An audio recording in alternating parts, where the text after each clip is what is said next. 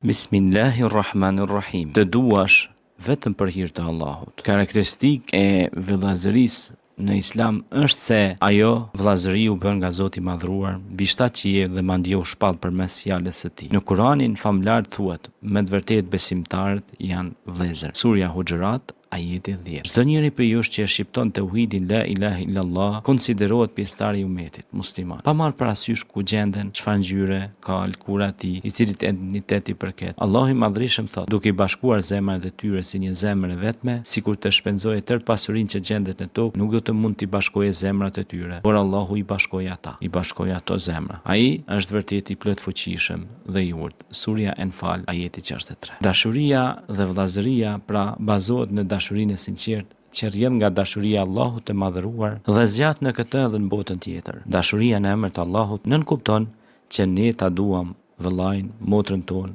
vetëm sepse ajo e do Allahun. Pejgamberi alayhis salam, paqja dhe bekimet e Allahut qofshin mbi të, sepse ai e kryen namazin, munduhet që jetën e tij ta ketë në harmoni me jetën e dërguarit të Allahut, i eviton gjërat që i ndalon Allahu dhe i përmbush urdhëresat dhe përsaktimet e tij. Domethënë, kjo nuk paraqet dashuri për interes dhe as dashuri për reputacion, lavdi dhe fuqi. Ne jemi dëshmitar të shumë vëllazërive në kohën tonë që zgjasin vetëm sa zgjat funksioni dhe pozita, ndërsa humben me humbjen e tyre, humbet dhe vëllazëria. Pra, është dashuri e lidhur mbi interes ose pozitë. Atëherë kur Bilal Habeshiu radiallahu anhu e pranoi Islamin, pronari i tij Umayya ibn Halef e nënshtroi në lloj-lloj vujtjesh. E keq trajtoi për shkak se kishte pranuar Islamin vetëm me qëllim që Bilali të heqë dorën nga besimi. Sigurisht, kjo nuk e pengoi Bilalin nga Islami, por vetëm ja shtoi dhe forcoi imanin dhe besimin e tij. Kur Ebu Bekri radiallahu anhu pa se çfarë po premtonte Bilali radiallahu anhu dhe çfarë keq trajtimesh ju nënshtrohej, shkoi tek Umayya ibn Halef dhe e pyeti se sa vlente robi i tij Bilal. Për ta poshtruar dhe nënvlerësuar vlerën e Bilalit, Umayya tha se do ta shiste atë vetëm për 1 dinar. Sidoqoftë Ebu Bekri radiallahu anhu nuk e përuli vllain e tij musliman, por e ruajti nderin e tij, lartësoi kënaqërinë dhe vlerën e tij dhe tha: "Betohen në emër të Allahut, sikur të vlente 100.000 dirhem, do të ta paguaja për të." Pasi që ai ja pagoi Umejës vlerën që u morën vesh, Ebu Bekri kapi Bilalin për krahu dhe ndërsa ecnin i tha: "Në të vërtetë, o Bilal, ti je vëllai im." Me këtë shembull, Ebu Bekri na mësoi se si dashurohet vllai musliman me sinqeritet dhe sa duhet të sakrifikojmë për vllain tonë në Islam. Transmetohet nga Enesi radiallahu anhu se i dërguari sallallahu alaihi wasallam ka thënë: kur dy vetë dashurohen në emër të Allahut, më i mirë është ai që e do vllain e tij më tepër. Kur dy njerëz e duan njëri tjetrin në emër të Allahut, tek Allahu është më i mirë ai që preferon vllain e tij. Buhariu në Adabul Mufrad sahih. Pra dashuria në emër të Allahut është ibadet që na afron tek Allahu Teala dhe sa më madhe është dashuria aq më tepër i rritet vlera tek Allahu. Dashuria në emër të Allahut është arsye që Allahu e do robën e tij. Në një rast, u semori Imam Ahmed ibn Hanbali, Allahu e mëshiroft, dhe kur për sëmundjen e tij dëgjoi Imam Shafiu rahimullah, erdhi te Imam Ahmedi për ta vizituar.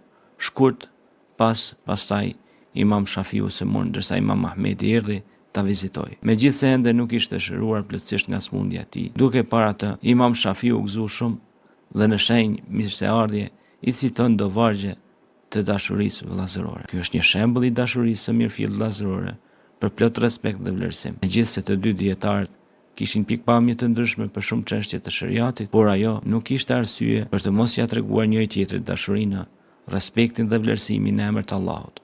Ata nuk lejuan që pikpamjet e tyre të ndryshme në mendime t'i largojnë zemrat e tyre. Fatkeqësisht, shumë muslimanë sot nuk dinë t'i trajtojnë vëllezërit e tyre musliman që kanë mendime të ndryshme.